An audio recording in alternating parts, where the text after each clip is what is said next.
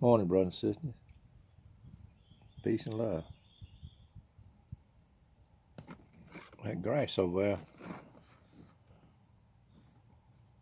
there. I got to cut grass again. Looks like. Thought I'd come out here and enjoy my first cup of coffee here. This is a creek that goes by through our little town, or by our little town. A friend and I, the one that we hitchhiked the country with, he's my age, still alive. He's been a bachelor all these years. But he used to be a real outdoorsman. And he used to go over this creek, and he'd stay out there a week or two at a time, in a little tent.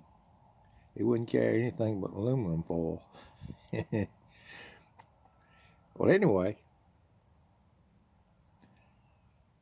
we used to walk in the woods and stay out in the woods back in the old days. But I carried my boy. I had my oldest boy. He was my only kid at the time. I carried him. We walked in over there to see him one time. Parked way over on the far side and followed a logging road. But my kid was really young. I can't remember exactly, but I would carry him most of the way. I wouldn't let him walk except on the logging road, where watch out for snakes and stuff, Well, we went over there and enjoyed the little visit. He was fishing. Like I say, he would cook his fish on aluminum foil. He about broke all his tackle. He had one little worm there that he'd used over and over again. But anyway, I promised I think I was going to supply him with some stuff. When I went, I'd go out. See, I'd go out there. I wouldn't stay the night. And anyway,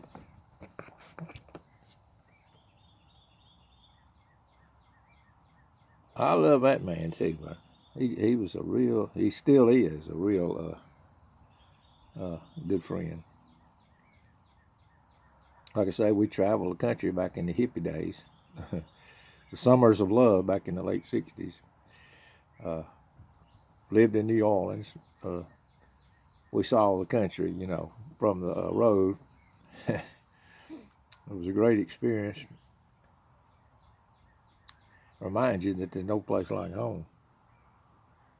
Anyway, I got over there one day and I decided, well, I better get out of here. I got my young kid with, and I'd park my car way over on this side, back in the woods there.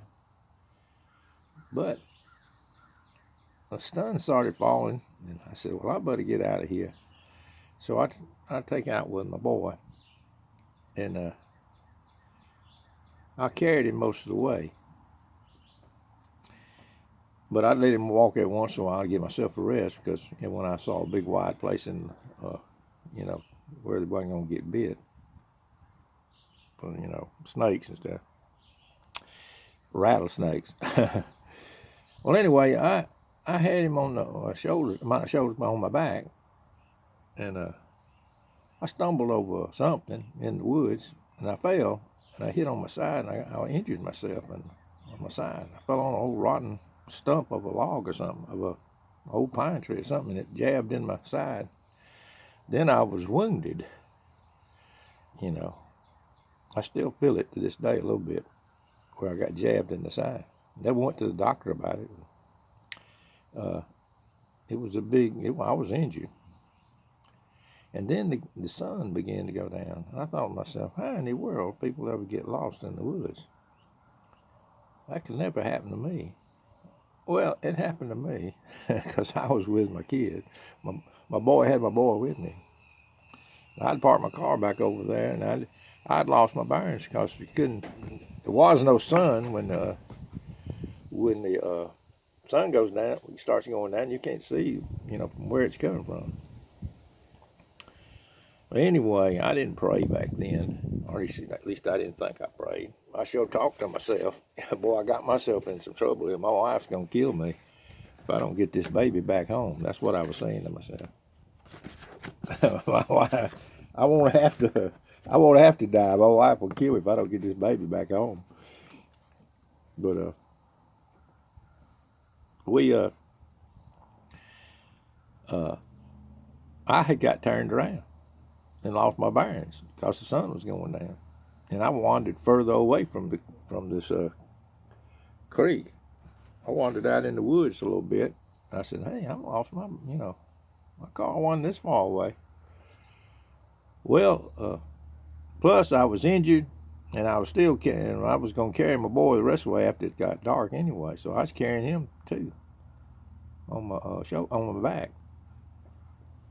And well, about this time, this fox was stopped and looked at me, a real curious looking fox. And I said, "What?" I picked up a rock or something. I threw it in. It wouldn't leave. It kept looking at me.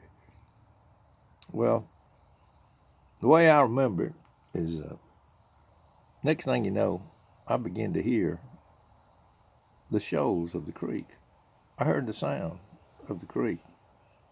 And I said, "Well, look, if I don't know anything else, I know this creek goes under a bridge down here a mile or so away. So I'm going to follow this creek, the sound of this creek." So I started toward the sound of that creek. I got closer and closer to the creek. I picked up my trail and I found my car. But the main thing was, it was sound that got me out. It was the sound of that creek that got me out of there. I heard the creek over in the background, but I'd gotten further and further away from the sound of the creek. But anyway, that fox, I guess, got my attention, slowed me down enough.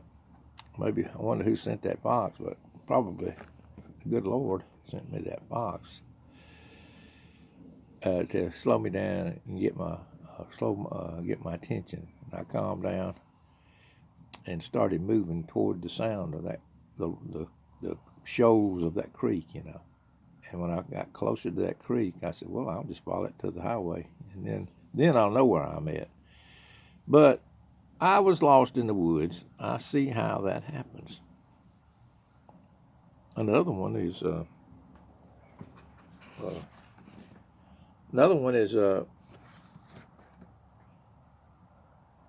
was down on the Chattahoochee River one time, right below a dam, or right below a hop, what we would call a hop. That's where they really didn't dam the water. They just raised the level of the water, probably 15 feet, and put little generators to run the mills. But you could get below those little hops and fish, and fishing was real good. And I was right there. I was wading out there fishing one time, and I slid off into this whirlpool of water, right, a little deep pool of water right below the dam. Well, I thought to myself, well, I'm a strong swimmer. People are drowned down there. I couldn't understand it because you can.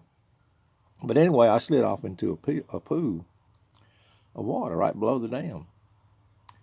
I still have my rod and reel in my hand. I said, "Well, I'm gonna swim up there and get up on this rock that was in the one I swam, the one I slid off of. I was gonna climb up on it, but it kept washing me away.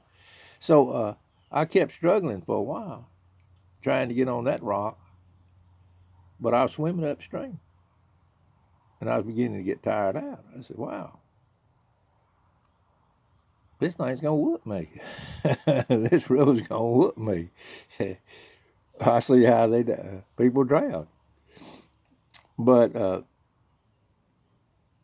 I just give up and let the water carry me. And so I just let the river carry me on down to another one. Eventually, it washed me up on another rock, and I walked out of there, which is a good example of what to do if you do get caught in a river. I'm gonna have to cut the working grass. Those are just a couple of deliverances. It really ought not to be here, except for it wasn't my time. Same way with any kind of thing that's going on right now in anybody's life. mysterious bugs, whatever it is. We all gonna die of something. And go on to the great beyond, whatever that entails. But anyway, I believe it's the place where Jesus is. Where he is, there you will be also. You may be also. That's what I believe. And I believe there's a great multitude of people who possess, who are blessed of the Father. I believe that. Blessed are the merciful. Blessed are the peacemakers. You ever read that? Beatitudes? Is that what they call it? I used to think when I was a kid, wow, I got to go out there and get me some merciful. I got to go out there and get me some humbleness. If I want to. No, these people are blessed people. He's showing you how to identify his own in that little text. That's what that's talking about. Oh, you ever notice it leads off with blessed? Blessed. These are God's, the type people that are his people. Merciful, kind, gentle, tender-hearted people. And I noticed that all my friends back then, even though they were kooky, they had that attribute. they were back in the 60s. They were hippie. A lot of them were hippies, but they had that attribute about them. Anyway, didn't know what I want to talk about today, except I got some pictures here. I don't know if I should put them up there. I guess I wouldn't care if I put one picture up. Oh, that's that big wide boat that I bought. It's out there in the back. I bought a big aluminum boat. It can still be used to this day.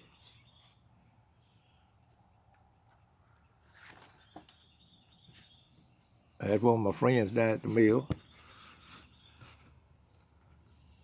in that big wide boat. He had the whole front seat to himself. We used to do stuff like that. I'd just take people from the mill. We'd go out on the river. I would stop there to get some gas. He was a nice, kind, he's still alive, nice, kind person. We worked for years and years and years together.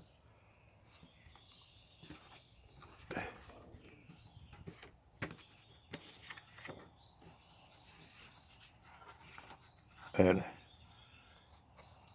that's a real memorable day. My brother and I was on this island having a picnic lunch. Sardines, or I don't know what it was, bananas, or hot sauce, out in nature. I took that picture standing out in the river. A snake, I got back on that little dock thing there, and a snake swam by right behind me. But anyway, just want to get on here and talk about just life and in general. Anyway, peace and love, I guess. I better drink this coffee and go in there and see what is on the agenda for the day. Peace and love, my brothers and sisters out there that tune in my little channel. I'm doing it for y'all because I'm running out of stuff to say. But peace and love to everybody.